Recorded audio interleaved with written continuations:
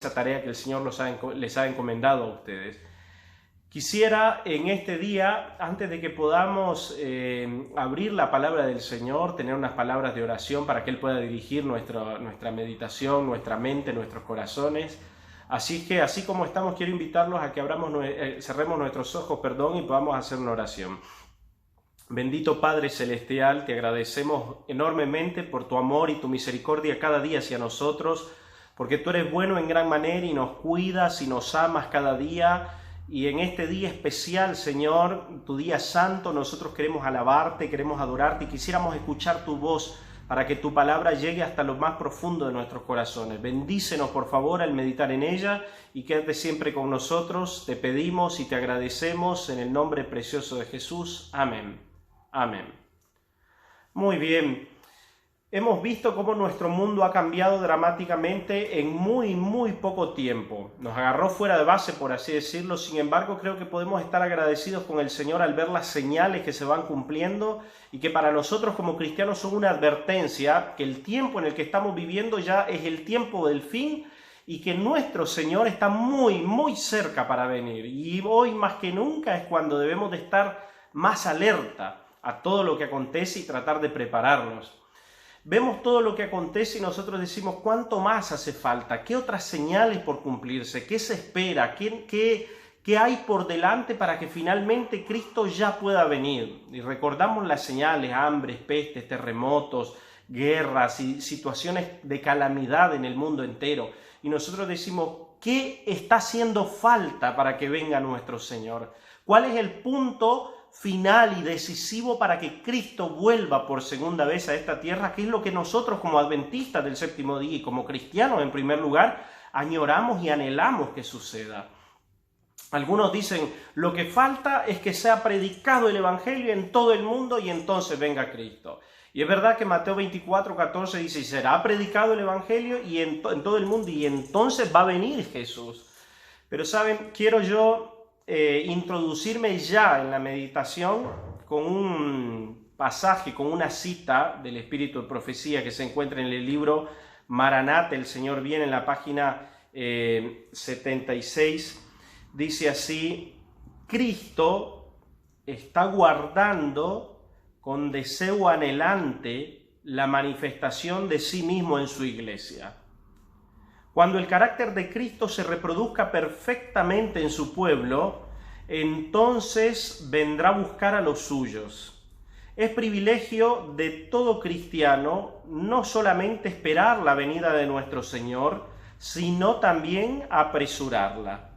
Si todos los que profesan su nombre estuviesen llevando frutos para su gloria, cuán prestamente se sembraría en todo el mundo la semilla del Evangelio. Miren, qué tremendo. Con esta cita yo quiero introducirme. ¿Qué falta para que Jesús venga? ¿Qué es lo que Dios está esperando? En primer lugar, yo quiero decirles que más ansiosos que nosotros de que Jesús venga es que Él mismo está ansioso, más que nosotros por devolver por segunda vez a esta tierra con poder y gloria y terminar ya el reino de terror que el enemigo ha puesto. Y esta cita dice así, miren, Cristo está guardando con deseo anhelante, ¿sí? Él espera de una manera expectante, deseosa ya por volver. Pero ¿qué pasa? Él está esperando, dice, cuando el carácter de Cristo se reproduzca perfectamente en su pueblo, entonces vendrá a buscar a los suyos. Y con esto yo quiero decir qué es lo que el Señor está esperando. En realidad no es tanto de las otras señales, catástrofes, desastres, hambres, pestes, terremotos o que el Evangelio sea predicado. Lo más importante y lo que está esperando el Señor es que nosotros podamos reproducir su carácter por medio de una entrega total, sin reserva, al poder del Espíritu Santo. Y entonces, cuando vayamos teniendo una entrega profunda, el Espíritu Santo va a ser derramado en nosotros sin medida, porque el Espíritu Santo es dado a aquellos que le obedecen, aquellos que quieren cumplir su voluntad, aquellos que procuran tener cambios en su vida por medio de su poder. Y entonces va a venir el Señor, va a buscarnos, porque piensen en algo, hermanos míos. Imagínense que predicáramos el Evangelio a todo el mundo, pero nadie se transforma y en la iglesia estamos siempre con los mismos resabios de la vida antigua, con el carácter del hombre antiguo. Y entonces, ¿será que realmente Jesús podría venir a buscarnos de esa manera? Yo creo que no, porque en el cielo no podríamos vivir con el carácter del hombre caído. Y si hay algo que Dios quiere lograr a través del proceso de la redención es volver al hombre al estado original que éste tenía antes de la caída del pecado. Y hay algo que Dios quiere y es grabar su carácter en nosotros. Por eso también nosotros hacemos énfasis en la ley de Dios, en guardarla, pero no como un mandamiento simplemente para evitar un castigo, sino como la comprensión de que los mandamientos del Señor son los mejores designios para vivir y que es la única manera que tenemos nosotros como estilo de vida, porque la ley de Dios refleja el carácter de Dios, los principios de Dios, la forma en que Dios piensa, su filosofía de ver la vida, ¿sí? Entonces dice que cuando esto suceda, el Señor va a venir, y todavía continúa diciendo, es privilegio de todo cristiano no solamente esperar la venida, sino apresurarla. Y la otra parte decía, miren, si todos los que profesan el nombre de Cristo estuvieran llevando frutos para su gloria, cuán prestamente se sembraría el evangelio en todo el mundo. Miren esto, ¿no? Si todos los que profesan el nombre de Jesús estuviéramos llevando frutos, el evangelio sería anunciado de una manera extraordinaria.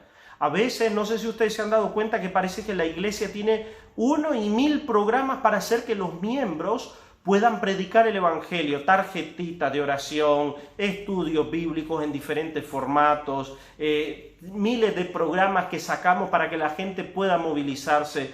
Pero realmente, hermanos, piensen en algo. Si cada cristiano estuviera desarrollando el carácter de Cristo en su vida, simplemente su vida sería una testificación constante y todo el tiempo. Y entonces todos los que nos rodean, de una u otra manera serían amonestados y serían llamados a entregarse al Señor, porque ellos verían a Cristo a través nuestro. Simplemente cuando nosotros no predicamos a Cristo en todos los sentidos, con palabras, con acciones, con un gesto, con nuestro rostro, nuestra mirada, es porque Cristo no está en nosotros, porque no se puede esconder.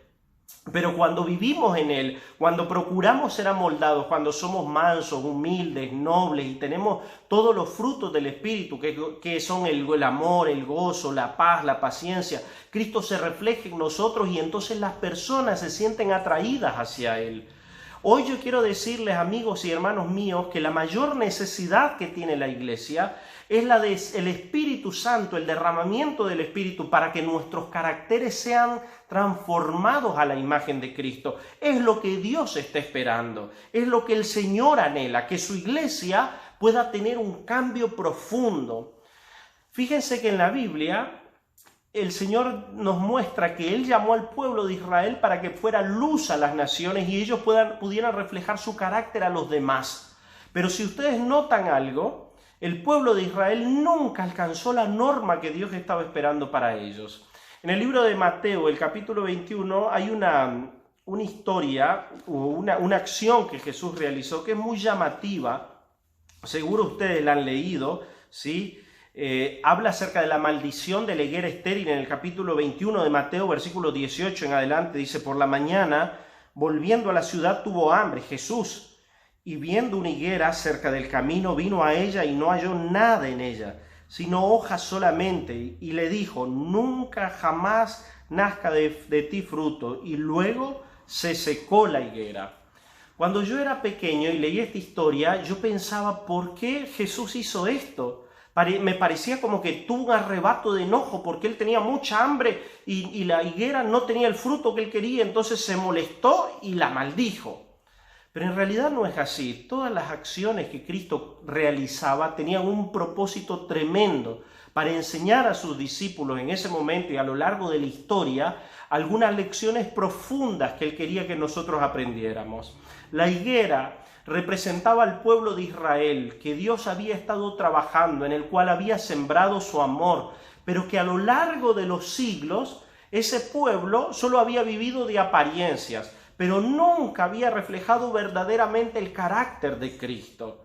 Había sido, en vez de luz para las naciones, una maldición para ellos. Se habían cerrado, se habían hecho exclusivistas, consideraban inmundo al que no era israelita, y en realidad en vez de proclamar por ellos el carácter del Señor, Ellos lo que hacían era copiar los cultos paganos que tenían sus vecinos, copiar las costumbres que ellos tenían, las ansias de poder, las ambiciones desmedidas. El mismo espíritu del mundo lo tenían ellos también. Y el Señor trabajó a través de siglos enviándole profetas, mensajeros, gente que les hablara, y por último vino Cristo, y nunca quisieron ellos escuchar el llamado del Señor. Y en esta ilustración, en esta historia que Cristo ejecutó, nos muestra lo que hizo el Señor sobre Israel. Israel era esa vid que vivía de apariencias, que simulaba que conocía al Señor, pero tenía una falsa vida de entrega al Señor.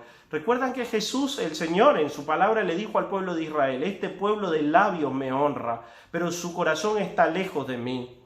También hay otra parábola que Jesús dijo que un hombre tenía una viña y nunca daba frutos, y entonces iba a cortarla, pero después alguien le pidió al dueño de la viña que le dejara un tiempo más para abonarla, para poder regarla, para fortalecerla y a ver si daba frutos. Pero si no daba frutos, sería cortada. Ese fue el tiempo que se le otorgó al pueblo de Israel, siglos de gracia, de misericordia, pero nunca ellos entendieron el mensaje de Dios para sus vidas. Nunca ejecutaron un cambio profundo de corazón. En el capítulo 23 de Mateo, Jesús hace una denuncia de manera específica a los líderes de Israel. Saben que cuando yo leo eso, yo pienso cuánta responsabilidad tenemos los líderes, los pastores, los ancianos y todos aquellos que tenemos influencia especial sobre el pueblo. Porque en este capítulo Jesús denuncia tremendamente las cosas que vivían los líderes, y por las cosas, por el estilo de vida que tenían los líderes, el pueblo se había desviado, había tenido un falso concepto de Dios y estaba siguiendo un rumbo equivocado. Jesús les dice: ay de vosotros, escribas y fariseos hipócritas. Y miren, si hay un primer llamado al cual Dios hace, el que hace Dios a sus hijos, es a los líderes de la iglesia, a los pastores, a los dirigentes, a los ancianos. Tenemos grande responsabilidad, y aquel día que le veamos la cara al Señor, cuántas cuentas tendremos que dar muchos de nosotros. ¿Cuántos de nosotros muchas veces hemos vivido una vida de apariencia, envueltos en un manto religioso nada más, ocupando un saco, poniéndome una corbata, aparentando santidad, pero que en realidad lo que he vivido es una vida de hipocresía, porque no vivo la religión desde el fondo del corazón, sino de la boca para afuera, para ser aplaudido, para que la gente diga: oh, qué hombre más bueno, Juan Santo. Qué terrible, porque lo que los hombres ven muchas veces no es lo que Dios está viendo, y lo que el Dios ve muchas veces los hombres no lo ven. Jesús les dijo: ustedes son hipócritas, porque saben lo que tienen que hacer, conocen bien la ley de Moisés, en su cátedra se han sentado, pero ustedes no hacen lo que predican, no viven lo que predican. Y les dijo: fariseos hipócritas, porque ustedes lavan lo de afuera del plato, pero dejan sucio adentro. Son como sepulcros blanqueados, que por dentro están muy buenos, pero adentro están llenos de huesos podridos. Ustedes que diezman la mente, el eneldo y el comino, pero dejan lo más importante de la ley, la justicia y la misericordia. Y empieza Jesús a denunciar todas las arbitrariedades que este pueblo vivía, especialmente los líderes. Finalmente Jesús termina llorando sobre Jerusalén y dice: oh Jerusalén, cuántas veces quise juntarte como la gallina junta los pollitos debajo de sus alas. Jerusalén, Jerusalén, que matas a los profetas y apedreas a los que te son enviados. Hoy te digo que tu casa es dejada desierta. Y finalmente esa viña que parecía florecida se secó, porque nunca dio fruto verdadero de arrepentimiento, de justicia y de amor que el Señor estaba esperando. Y ¿saben qué, hermanos míos? Hoy nosotros somos el pueblo del Señor. Yo no tengo la más mínima duda. Somos el remanente que Dios ha levantado para que anunciemos su ley, para que digamos al mundo que Cristo está por venir, para que demos el mensaje de los tres ángeles, que sea el evangelio predicado a toda nación, tribu, lengua y pueblo, para que denunciemos los pecados de Babilonia, para que no nos dejemos poner la marca de la bestia, sino el sello de Dios. Pero yo pregunto, ¿será que nosotros hoy tenemos una situación diferente de la de Israel y del pueblo de Jerusalén? ¿Recuerdan ustedes tristemente el mensaje a la iglesia de la Odisea? Tú dices que eres rico, pero en realidad eres pobre, ciego, desnudo y desventurado, miserable. Y en realidad no eres ni frío ni caliente. Y por esa actitud que asumes, me das asco, dice Dios, porque me da asco tu indiferencia, Me da asco tu tibieza. Me da asco la situación hipócrita que llevas. Qué horrible es escuchar esa denuncia y que Dios le habla hacia su pueblo. Pero no es verdad que vemos a veces dentro de la fila de nuestra iglesia mundanalidad, materialismo, hipocresía, resentimientos. Y hay muchas veces de todo menos de los frutos del Espíritu. ¿Qué está esperando el Señor para volver? Que su pueblo reproduzca su carácter. ¿Cuánto poder podríamos nosotros tener para amonestar al mundo si cada miembro de la iglesia pusiera su vida en consonancia y en armonía con el Espíritu de Dios y poder recibirlo cada día? Pero yo percibo tristemente la situación de nuestra iglesia. Muchas veces no puedo decir la mayoría, pero yo diría gran parte de los miembros de nuestra iglesia no son asiduos lectores de la Biblia, no tienen el hábito de estudiarla, de escudriñarla, tienen pocos tiempos de vida devocional, no tienen oraciones profundas en las cuales clamen al Señor. Nuestro pueblo a veces está tareado por conseguir sus proyectos terrenales, por terminarlos, por llevarlos a cabo, ponen todas sus energías en el aquí, en el ahora, pero no estamos viendo más allá al galardón, no nos estamos sosteniendo como viendo al invisible, y Dios quiere darnos una amonestación a nosotros. A veces estamos llenos de orgullo, de egoísmo, de envidia, de celos, de murmuraciones, de contiendas que impiden que el Espíritu de Dios trabaje en nosotros. Yo veo con terrible dolor la mundanalidad que a veces entra en nuestra iglesia, los jóvenes de nuestra iglesia, una vida disipada, las familias, los padres a veces dejan sin control algunas cosas que ellos viven. Es verdad que a cierta edad no los pueden ya dominar totalmente, pero ¿cuántas veces los padres no hacen el más mínimo esfuerzo para conducir a sus hijos a las filas del Señor o mantenerlos en ellas? Sus hijos van algunos a fiestas, se alcoholizan, tienen vidas promiscuas, llenas de pecado, que ofenden y entristecen el corazón de Jesucristo. Y a veces todos se dan cuenta, menos los padres. ¡Qué terrible! ¿Cuánto necesitamos nosotros abrirle el corazón al Señor en primer lugar como familias también?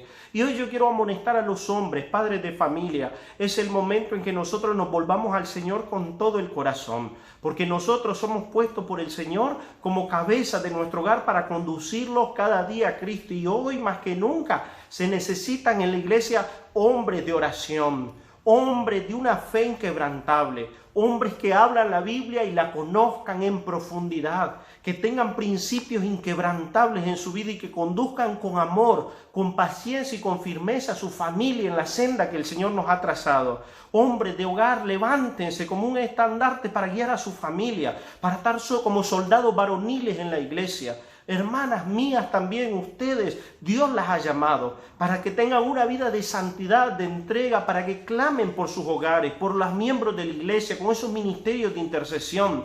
Jóvenes de la iglesia se necesitan más que nunca hoy, jóvenes consagrados y santos, como José, que huyan de la tentación sexual y la promiscuidad, como Daniel, que tengan una integridad y una temperancia inquebrantable. Se necesitan hoy personas que den un sonido certero a su trompeta, anunciando que ya el fin se acerca, que reflejen el carácter de Cristo, con firmeza, pero también con amor, amonestando a la gente.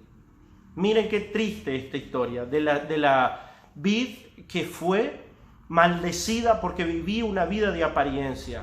¿No será que hoy también el Señor nos tendría que maldecir? Porque muchas veces tenemos programas, hacemos reuniones, pero en realidad solo de la boca para afuera honramos al Señor y nuestro corazón está lejos de Él.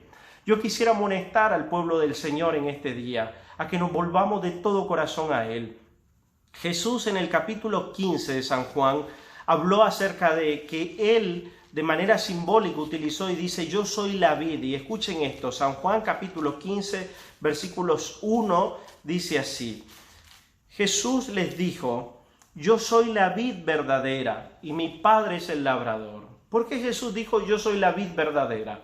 Porque Israel creía que ellos eran la vid y que la gente para poder salvarse tenía que ser israelita, estar conectados al pueblo de Israel, y si no era israelita se iba a perder. Pero Jesús dice: no son ustedes la fuente de salvación, soy yo la vid verdadera, y el que está unido a mí es el que obtiene salvación.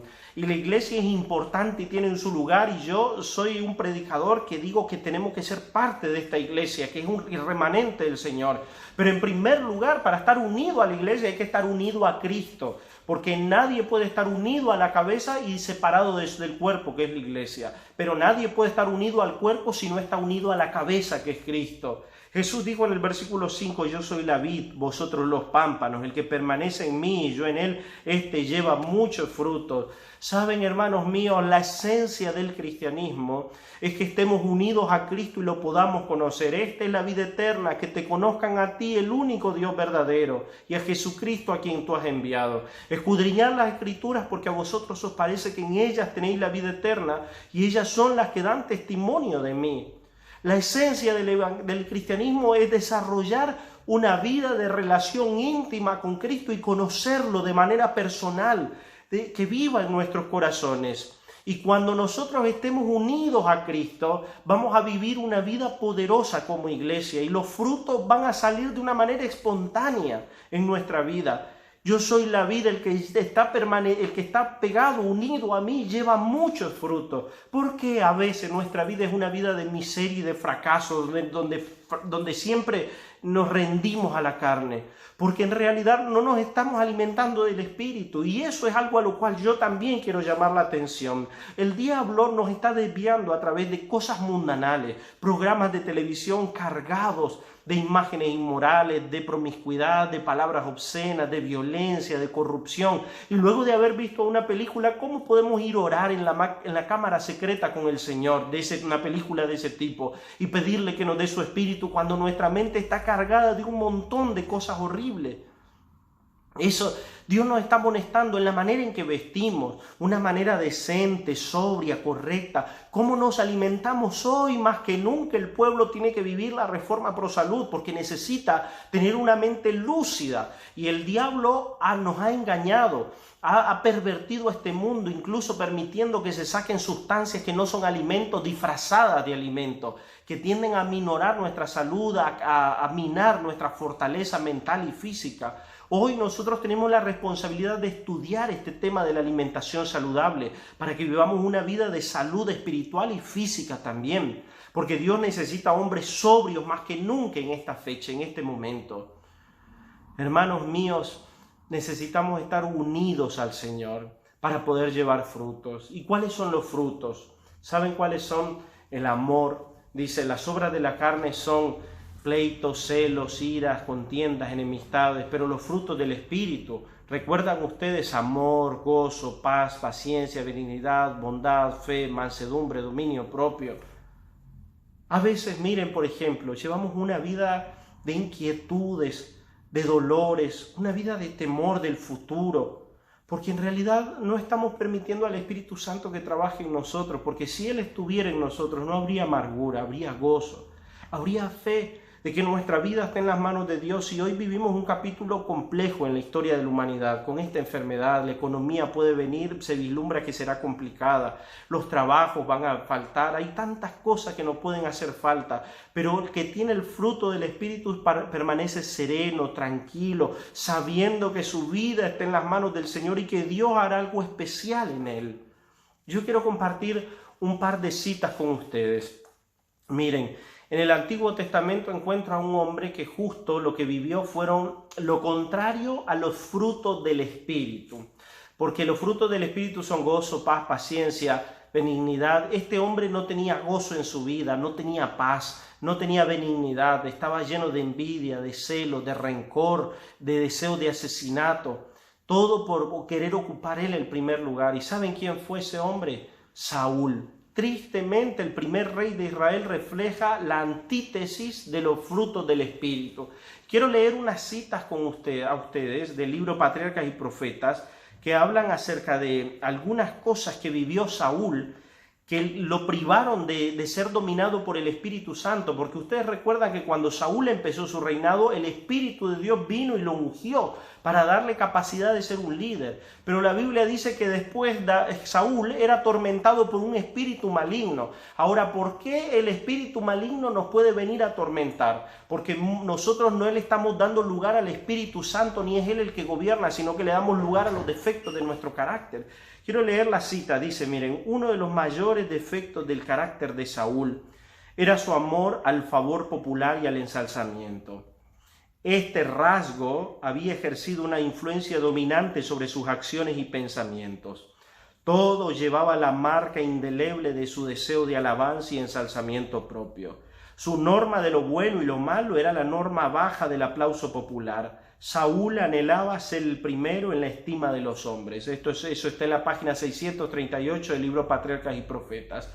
Miren ustedes, dice, Saúl lo que más quería es que la gente lo exaltara, igual que el espíritu del diablo. Y este espíritu es el que lo llevó a estar desposeído de los frutos que el Espíritu Santo quería reflejar en su vida. Otra cita dice así: Saúl abrió su corazón al espíritu de los celos, que envenenó su alma. Permitía que sus impulsos dominaran su juicio hasta ser presa de una furia apasionada. Llegaba a veces a la exaltación extrema de la ira y se inclinaba a quitar la vida a cualquiera que se atreviera a oponerse a su voluntad. De este frenesí pasaba a un estado de abatimiento y desprecio de sí mismo, y el remordimiento se posesionaba de su alma. Y la última, Saúl se entregó al dominio del espíritu malo que lo gobernaba. La envidia hacía a Saúl desgraciado y ponía en peligro al humilde súbdito de su trono. Cuánto daño indecible ha producido en nuestro mundo este mal rasgo de carácter. La envidia es hija del orgullo, y si se la abriga en el corazón conducirá al odio y finalmente a la venganza y al homicidio. Satanás ponía de manifiesto su propio carácter al provocar la furia de Saúl contra aquel que jamás había hecho daño alguno. Miren ustedes qué tremendo. Saúl le dio cabida al espíritu de los celos. Se entregó al dominio del espíritu malo que lo estaba gobernando. ¿Por qué ese espíritu malo tuvo posesión de él? Por los rasgos de carácter que él nunca permitió que el Señor cambiara en su vida. ¿Cuándo va a venir Cristo? Iniciamos diciendo en nuestra cita, cuando el pueblo de Dios refleje el carácter de Cristo. Saúl fue presa de su orgullo, de su envidia, de su egoísmo. Él quería siempre ser el primero, quería ser exaltado. A veces nosotros también como seres humanos tenemos orgullo, ambiciones mundanales, cosas que no están de acuerdo al carácter de Cristo. Pero cuando nosotros luchamos contra esos rasgos que son incorrectos, cuando ponemos nuestra vida en las manos del Señor, cuando le rogamos que cambie esas cosas, es cuando el Espíritu de Dios puede trabajar en nosotros. Dios está esperando a gente humilde, gente que se rinda ante Él, que caiga derrumbada llorando y diciendo: Señor, cuán pecaminoso soy yo, qué vida terrible la que tengo, qué vergüenza me veo, me contemplo y qué sucio yo me siento delante de ti. Cámbiame, por favor, ayúdame, no puedo solo, necesito de ti. Y entonces, cuando en humildad nos rendimos al Señor, es cuando Dios puede utilizarnos, es cuando Dios puede trabajar. Qué lindo que Dios pudiera hoy tener una iglesia que empiece a reflejar su carácter, humildes, puros, santos, mansos, que hagan su obra con humildad, no sintiendo y no deseando que ellos sean aplaudidos, sino que Dios tenga la gloria. Eso está esperando el Señor. Y quiero cerrar, hermanos míos, con una cita que dice así. Este es de Sansón. Está en la página 551 de Patriarcas y Profetas. Todo esto en el archivo digital que les estoy diciendo. Después yo les voy a hacer llegar también, les pasaré las citas también con Abraham. ¿Sí? Dice acá: aquellos mismos a quienes Dios quiere usar como sus instrumentos para una obra especial son los que con todo su poder Satanás procura extraviar. Nos ataca, escuchen esto, en nuestros puntos débiles y obra por medio de nuestros defectos de carácter para obtener el dominio de todo nuestro ser. Pues sabe que si conservamos este defecto, Él tendrá éxito. ¡Qué tremendo! Aquellos a quienes Dios quiere utilizar como sus instrumentos para una obra especial es a los que con todo su poder Satanás procura extraviar y se toma de nuestros rasgos débiles de carácter, de aquellas cosas que por ahí le estamos permitiendo que se fomenten más en nuestra vida. Cada uno sabe cuál es su debilidad, cuál es su punto flaco, pero tenemos que ponerlo todo en las manos de Dios, porque cuando somos débiles, si nos ponemos en las manos del Señor, entonces somos fuertes. Y Dios puede hacer en nosotros una obra extraordinaria cuando vivimos la santidad. Yo en este día quisiera amonestar a los hermanos a que nos volvamos sin reserva al Señor y hagamos una entrega, pero sin medida. Que no haya algo que nosotros nos dejemos para nosotros, sino que escudriñemos todo nuestro corazón y le entreguemos todo lo que somos, pongamos en sus manos toda nuestra vida, nuestros dones, nuestras cualidades, nuestras aptitudes, y le pidamos perdón por todos los pecados y no deseemos quedarnos con algo acariciado que nos gusta, sino que lo rindamos de todo corazón al Señor. Y cuando hagamos eso, Cristo nos bendecirá, nos fortalecerá, nos ayudará e irá moldeando en nosotros un carácter puro, a su imagen, recto, de un hombre que sea intachable, inquebrantable, cada vez más fuerte para predicar el Evangelio. Que Dios los levante a ustedes como iglesia de Miramonte, a cada anciano, a cada líder, al pastor, a cada miembro en cada departamento que llegue a la iglesia, que seamos hombres fieles, rectos al Señor, inconmovibles, intachables, clamando cada día para que Dios nos cambie, nos tome y nos llene de su Espíritu. Que Dios nos pueda bendecir, es mi deseo y oración en este día. Que podamos entregarle todo nuestro ser y vivamos una vida de rectitud. Quisiera despedirme haciendo una oración. Así como estamos, vamos a orar. Padre Celestial, en este día queremos pedirte perdón por nuestros pecados, por nuestras flaquezas, por nuestras debilidades, por la deshonra que muchas veces te hemos causado. Y queremos pedirte, por favor, que nos ayude, Señor, a moldear nuestro carácter a la imagen del carácter de Cristo. Señor, ayúdanos a vencer esos puntos deformes que tenemos en nuestra vida, ambiciones, apetitos desmedidos, egoísmos, Señor, concupiscencias, resentimientos. Permítenos tener un carácter puro, santo, noble, limpio a la vista del cielo, con la ayuda y el poder del Espíritu Santo. Bendice a cada persona que hoy ha escuchado tu palabra y que sea tocada, escudriñada por ti, para que nos rindamos sin medida y sin reserva. Gracias por todo. Te pido que bendigas a cada uno de nuestros hermanos hoy que nos están escuchando. Te agradecemos y te pedimos en el nombre precioso de Jesús nuestro Señor. Amén. Amén. Muy bien.